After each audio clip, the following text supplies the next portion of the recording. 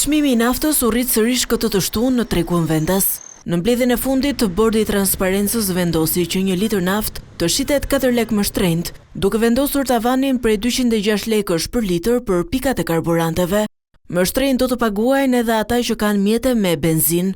Sipas vendimit të bordit, litri i benzinës do të kustojë 181 lekë nga 176 që ishte, pra 5 lekë më shumë.